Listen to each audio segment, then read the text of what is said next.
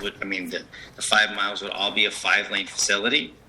That is not clear based on the plans that Pinal County gave me. The 5 lanes is our segment.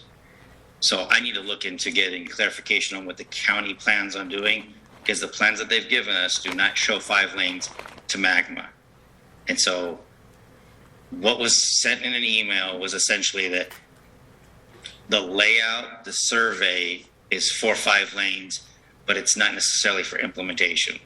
As we're working through this and having these meetings, we have another meeting with the county very soon, I'll get additional clarification on that. Our section will be 5 lanes throughout the corridor from the railroad to Franklin Road. But it's hard for me to speak for the county when their plans demonstrate something a little differently than what my understanding was. So this project here and this IGA is one of 2 parts. The town originally wanted to do a comprehensive IGA for the entire project. The county wanted to break that up into 2 pieces, and which would be design and right-of-way acquisition.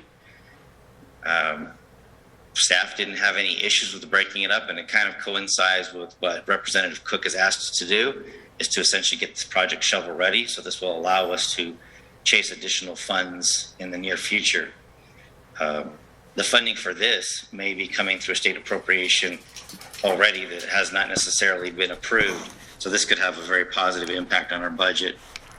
We asked for, I believe, the $3.4 million, which is coming to you in a future capital improvement project discussion.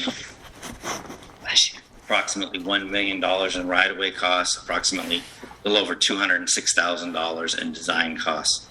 So one of the good things that came out of this IGA, we were pleasantly surprised by the engineering costs for our 1.2 miles of being $206,000. That seems to be a very fair price, especially in today's market. The county will be assisting us in acquiring the right-of-way throughout state land, which for anybody in the room who hasn't been through that, it is an arduous process at best. It can take quite a while to do. And having somebody, whether it be Pinal County's or Maricopa County's Department of Transportation or the City of Phoenix, they all have what's called a real estate branch. And so they have people who specialize in acquiring right-of-way, easements, temporary construction easements. And so Pinal County has graciously offered to assist us in that acquisition of right-of-way.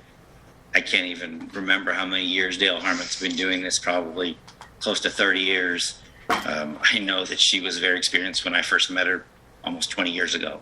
So she will be assisting. She's still a part-time employee with the county, and she has all the connections to get the right-of-way. We don't have a price on the right-of-way. As part of this process, we will be getting an appraisal, and once that appraisal's in, hopefully, so the process is 30% design plans, 60% design plans. Once you have 60% design plans, we will then start working with state land to acquire the right-of-way. You generally do not acquire right-of-way below 30%, and some agencies go all the way to 90%. The difference between a 60% plan and a 90% plan is actually the details that are annotated on the plan set. The alignment generally does not change.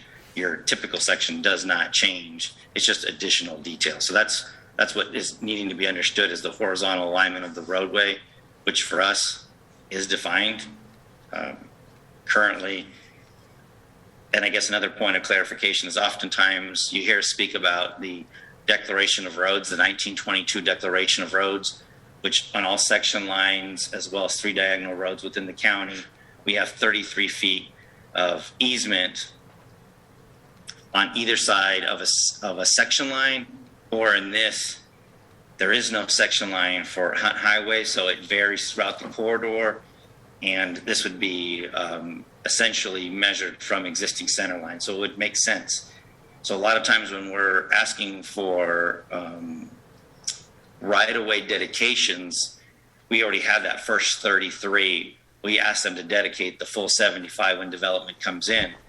However, if we're buying right-of-way, we'll only buy from the 33rd foot to the 75th foot because we already have that easement.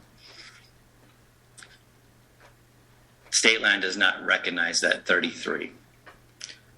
So we'll be buying the entire, whatever the agreed upon amount is, 105, 106, 110 for the entire corridor. And I have been through this before, I've fought the battle, and there's no way around it. They do not, like I said, recognize that, which would be 66 feet of that right of way. So we'll be purchasing the entire approximately 110 feet. With that, are there any questions as it relates to this project or the scope of this IGA? Are there any questions, comments, or concerns regarding the IGA that was just presented? I see none. With that, we need a motion. I make a motion that we approve this IGA as written.